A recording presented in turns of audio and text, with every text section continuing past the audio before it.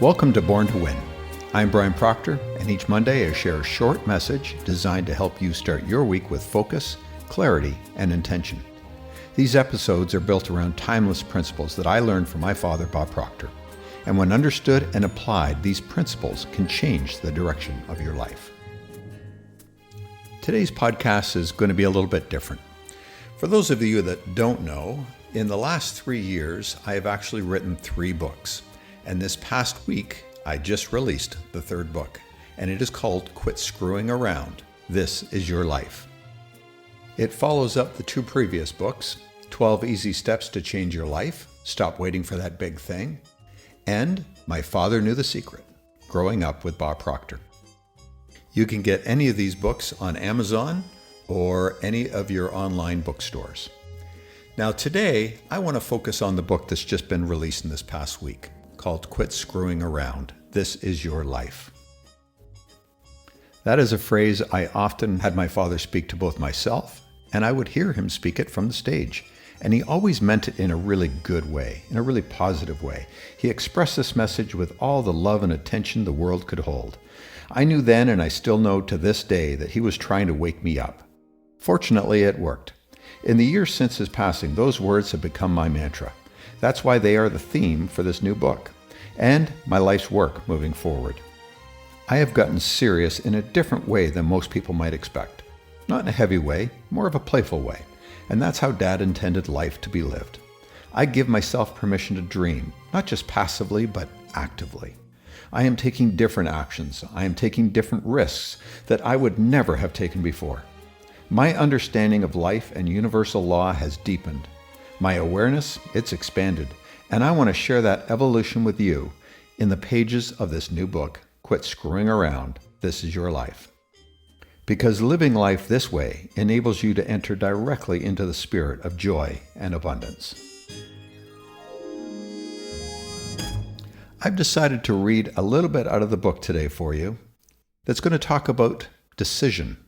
That was one of my father's favorite subjects, decision.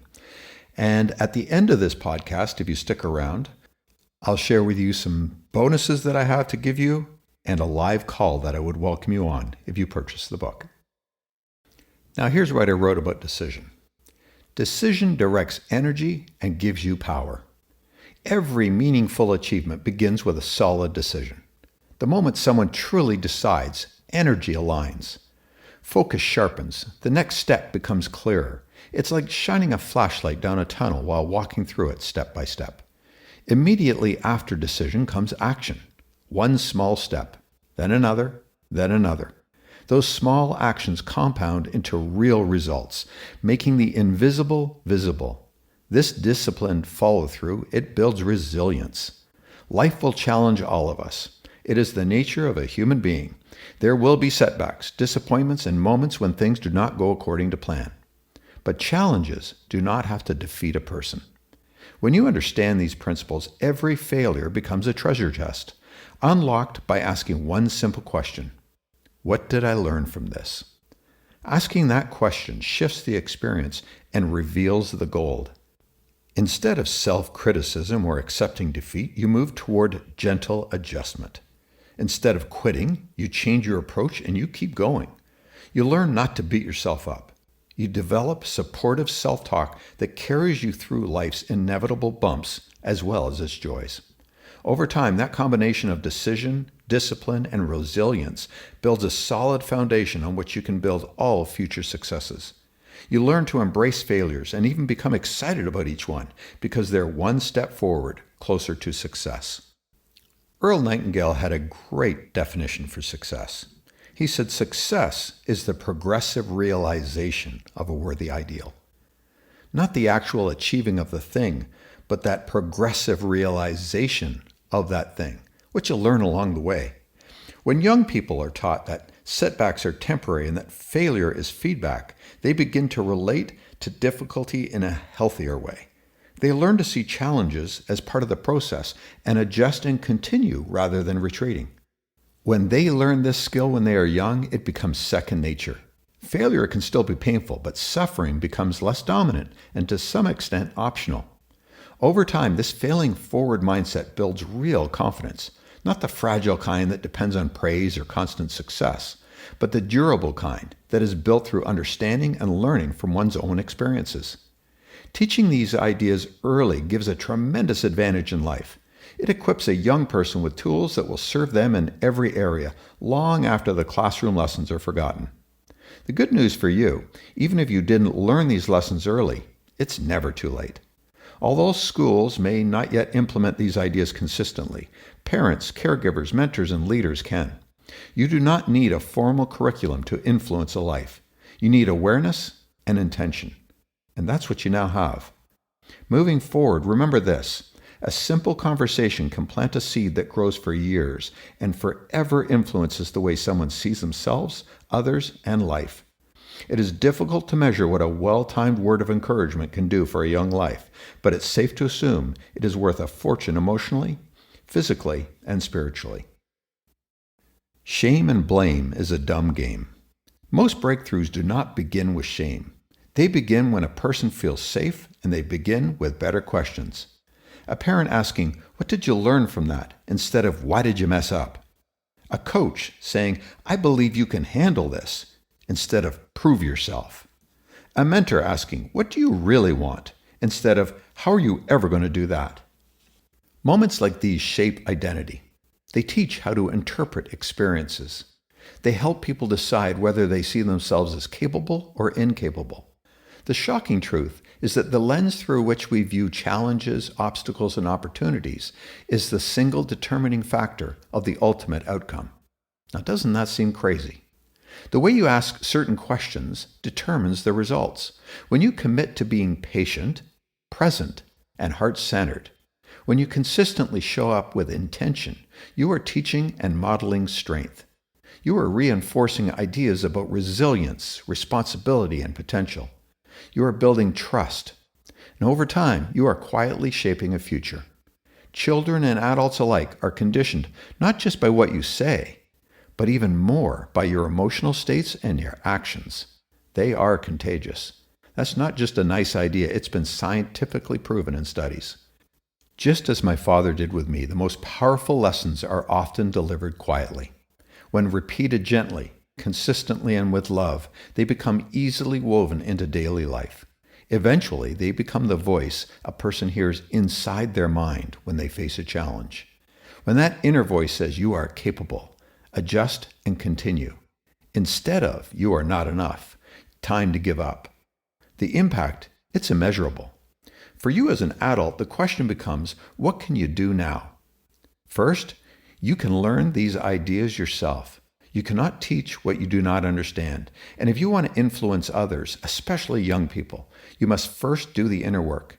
You must examine your own beliefs, habits, and patterns of thinking. Once you're aware and have the reconditioned roadmap, you can navigate it and model the wisdom. Young people learn far more from what they observe than from what they are told. So make sure you're not just speaking the truth, but living it. They are always watching. They are always absorbing how you handle stress, how you react or respond to setbacks, and how you speak about yourself and others. All of it is teaching and programming. On the conscious level, you can share these principles in simple, practical ways, in conversations around the dinner table, in stories about challenges and lessons learned, in the way you frame success and failure in everyday life. Be authentic and transparent. Even your most challenging moments can teach the most valuable lessons when communicated consciously. At the end of the day, this knowledge belongs to everyone.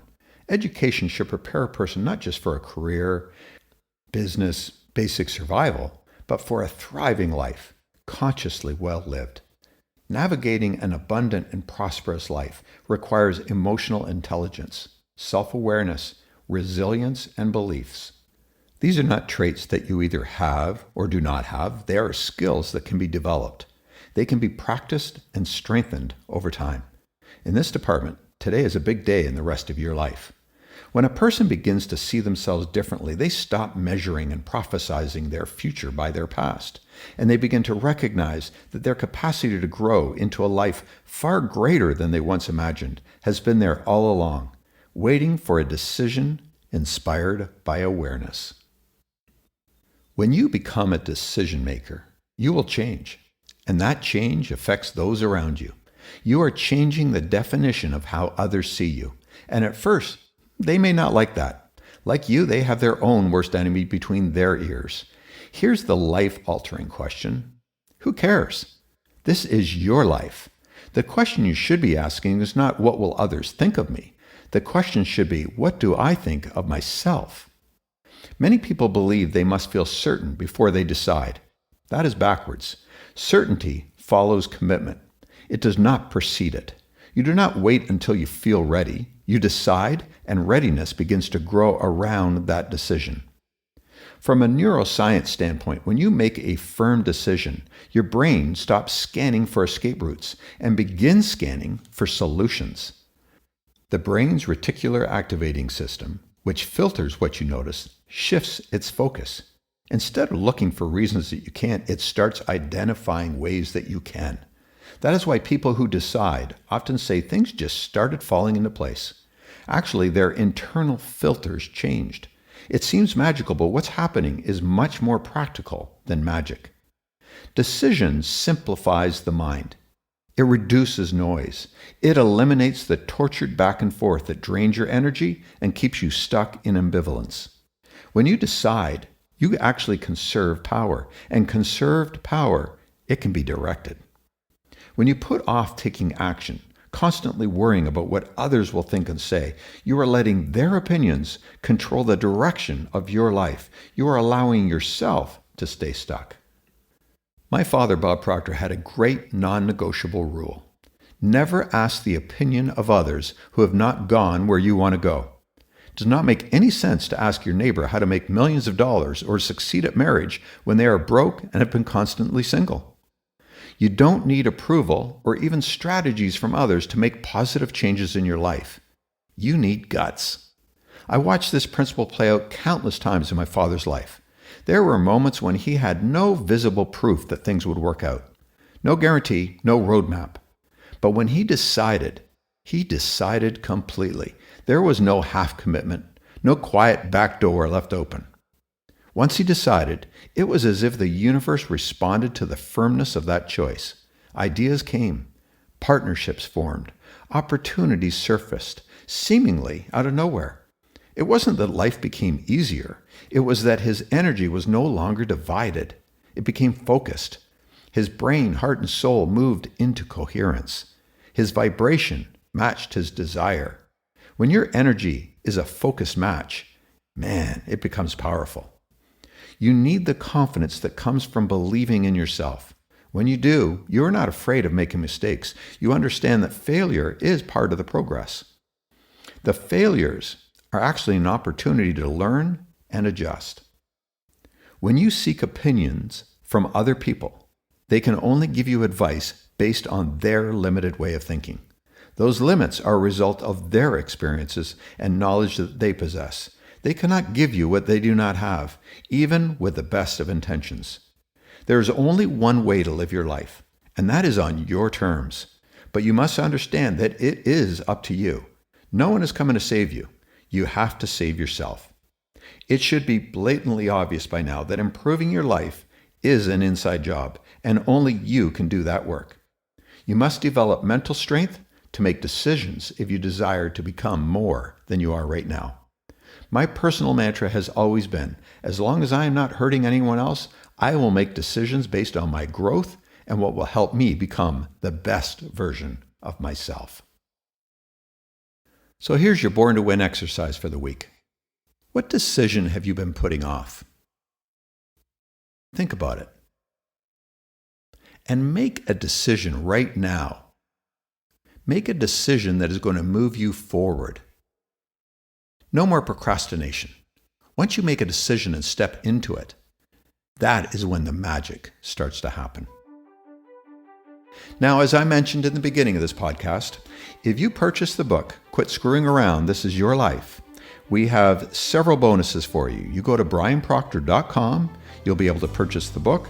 You'll get to access the Quit Screwing Around 7-Day Challenge, a powerful daily Quit Screwing Around framework to keep you on track, tools to interrupt negative thinking and take control fast.